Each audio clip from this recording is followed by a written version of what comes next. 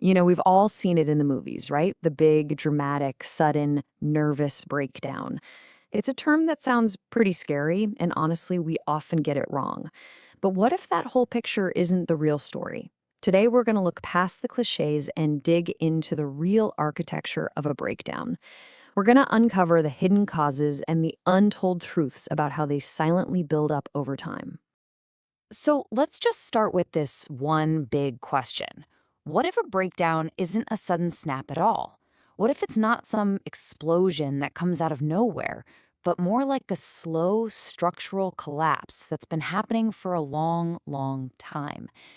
Just shifting your perspective to that one idea, well, that's the key to understanding everything else we're about to talk about. First things first, let's get on the same page. The term nervous breakdown isn't actually an official diagnosis you'd get from a doctor. It's really just a phrase we use to describe a period of mental stress that's so intense, so overwhelming, that a person just can't function anymore in their day-to-day life. Think of it as the point where the whole system just gets completely overloaded. And this right here really gets to the heart of it.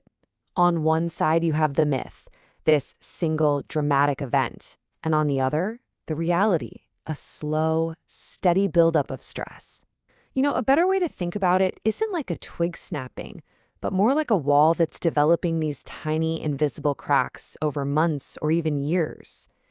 Each little stressor adds another crack until the pressure is just too much and the whole thing gives way. So, where are all these cracks coming from? Well, we can pretty much group them into two main categories. First, let's take a look at the external pressures, all those forces from the world around us that lay the very foundation of stress. And one of the absolute biggest contributors is something a lot of us know way too well: chronic stress. We're not talking about one bad day here. It's that relentless, day in, day out pressure from deadlines, from having too many responsibilities, or that quiet, grinding worry from money problems or relationship issues. It's just a constant state of being overloaded. And listen, this is a really critical, untold truth. This kind of pressure isn't just a feeling, it's physical. Chronic stress literally changes your brain. It makes your body release a constant flood of the stress hormone cortisol. Now, in small doses, cortisol is helpful, but over time, it messes with your mood, it weakens your immune system, and it makes it hard to think clearly. Your body is basically stuck in a permanent state of high alert, and that just wears the whole system down. And, beyond just specific stressors, the environments we're in play a massive role.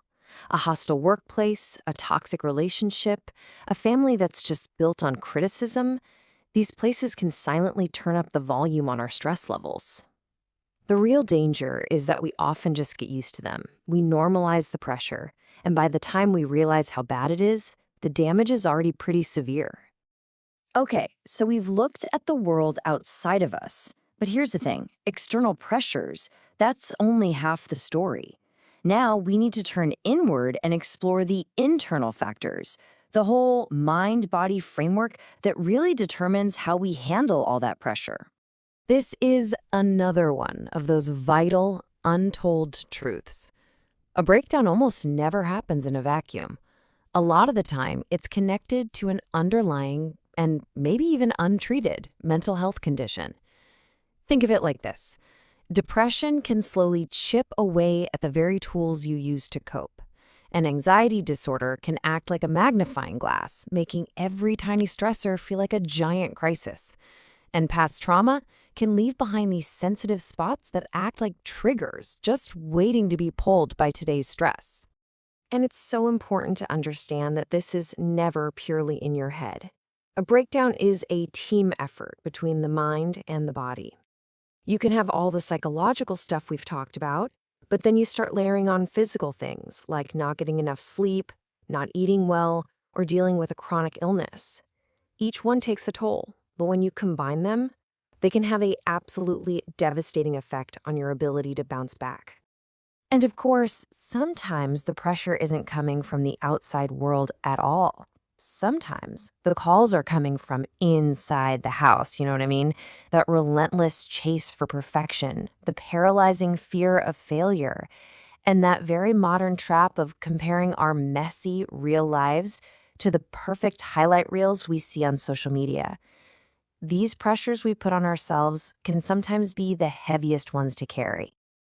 All right, so we've kind of laid out the whole architecture of how a breakdown happens, but here's the most empowering part of all of this. A structure that has cracks doesn't have to collapse. If we can learn how to spot the warning signs, we can step in. This is all about prevention, about seeing those cracks form long before the whole building is in danger. Think of this as your own personal early warning system. Let's just walk through it. First, pulling away from people. You stop wanting to see friends or do hobbies you used to love. Second, you get more irritable. Your mood is all over the place. Third, physical signs like constant headaches or stomach problems that don't have any other obvious cause. And fourth, that mental fog, when you just can't seem to focus. Now, on their own, any one of these might not seem like a big deal, but when you see them happening together, those are your body's alarm bells screaming that the system is overloaded. Recognizing those alarms is the first, most important step. But what do you do next? Let's talk about how to turn that awareness into action so you can prevent the collapse from ever happening. Because the most important thing to take away here is this: awareness, when you follow it up with action, can completely change the outcome. So, what does that action actually look like? Well, it's a few different things working together. It means actively managing your stress with healthy habits, not just sitting there and taking it. It means making the tough but necessary choice to either fix or leave toxic environments. It means changing how we think about asking for help, seeing it not as a weakness, but as a sign of incredible strength. And finally, it means fiercely protecting a healthy balance in your life, setting boundaries and putting your own well-being first. And all of this brings us to our final and I think most powerful untold truth. Because a breakdown is a process, not just a single event, that means you have agency. You have the power to interrupt it. You have the power to intervene before that stress gets overwhelming. Awareness and action, those are the tools you need to reinforce your own foundations. So the question I want to leave you with isn't just what causes a breakdown, but what active steps are you going to take starting today to protect your own architecture of well-being?